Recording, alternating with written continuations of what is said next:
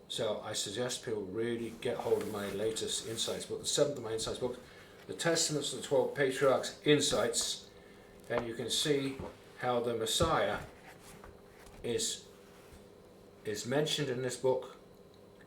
I think it's fantastic. Imagine this at the beginning of physical Israel, starting with Jacob, who came called Israel, that his sons, his 12 sons, that they all prophesied what was going to happen to Israel. They prophesied Israel would become bad and evil, their own descendants. And they prophesied that they would kill their own Messiah. And as a result, they would get kicked out of their own country. But they also prophesied the days would come when God would forgive them for their sins and iniquities, and that Israel would be restored to God, as it says clearly in the Bible too. In the Bible, it even says that when Jesus returns at Armageddon, then it says, then shall they in Israel mourn for the Messiah, the true Messiah, Jesus, as for only son. And it says from that point onwards, Israel will be righteous and follow God and be close to God. That's how it's described. So please do get hold of this book. It's an amazing book. The original book's fantastic. The Testaments, 12 Patriarchs, ancient Hebrew book, fantastic. And do get my insights of that, the Testaments, the 12 Patriarchs, insights, because it has exactly that. It has a lot of insights in it. It has the original Testament, 12 Patriarchs in it, plus hundreds of Bible cross-references to it and other Apocrypha references, plus a lot of comments and links to it.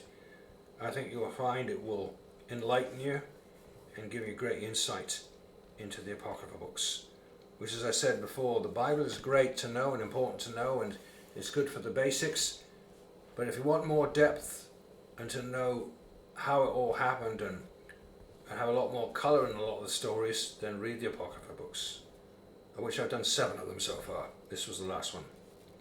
Testaments of 12 Patriarchs, Insights. Well, have a happy Easter, everybody. Really think about Jesus this Easter and what he's done for each one of us, and giving his life for our souls so we can all be saved by the grace of God. Thanks for listening. Bye for now.